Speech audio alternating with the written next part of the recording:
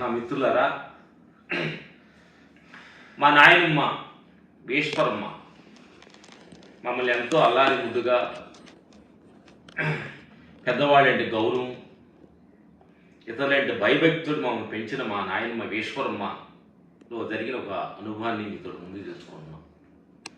ఆవిడికి బైక్లో వస్తున్నప్పుడు అదో బండిలో వస్తున్నప్పుడు జారి కొంచెం దెబ్బ తగిలింది, చెయ్యికి ఫ్రాక్చర్ అయింది.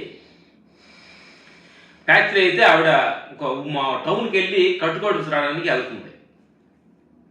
వెళ్ళినప్పుడు అప్పుడు చిన్న బస్సుకి మా ఊరు టికెట్లో 10 రూపాయలు, 5 రూపాయలు తీసుకొని వెళ్తుంది. బస్సు ఎక్కింది. బస్సు ఎక్కినప్పుడు 5 రూపాయలు చేస్తే వాళ్ళు మూట కొట్టు చెంగు లోపల బాగా ముడేసుకునేవాడు నలిగిపోయి చినిగిపోయింది.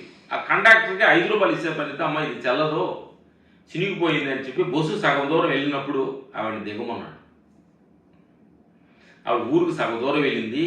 అది దిగితే అది ఎవరు లేరు. దిగమన్నప్పుడు ఆవిడ ఎంతో బాధతోటి అలా కొట్టిమెట్లాడుతున్నప్పుడు గబక్కని ఎవరో మహానుభావుడు తెలియదు. అరే రే అమ్మ ఏంటి చల్లలేదా నోటు అని చెప్పి ఆయన 5 రూపాయలు ఆయన తీసుకొని ఆ టికెట్ కొట్టించి తదిమా డబ్బులు అవి మా నాయనమ్మకి ఇచ్చారు.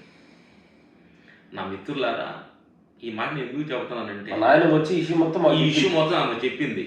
అతను ఎక్కడున్నాడు కలుద్దామని చెప్పి చాలా మేము ప్రయత్నించాము, దొరకలేదు.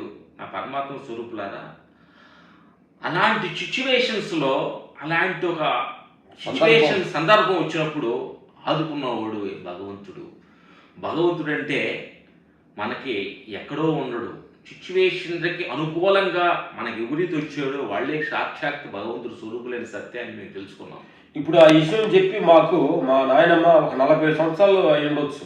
40 సంవత్సరాలకి ముందు ఈ విషయం జరిగింది. అంటే 30-40 సంవత్సరాలకు ముందు జరిగిన ఒక విషయం మాకు ఈరోజు కూడా మా నాయనమ్మకి ఆ సందర్భంలో ఒక 5 రూపాయలు ఇచ్చి టికెట్ వేసిన ఆయనకి తలుచుకుంటే హృదయపూర్వక నమస్కారం పెడతాం. కాబట్టి మంచి చేసిన మనిషి 10 మంది హృదయాల్లో ముద్రగా నిలుపుతాడు. చెడు చేసిన మనిషి 10 మందికి దూరం అవుతాడు అనేది మనుషులకు కాదు భగవంతుడికి దూరం సత్యాన్ని ఈ సందర్భంగా తెలుపుకుంటూ చెల్లించుకోండి. Thank you.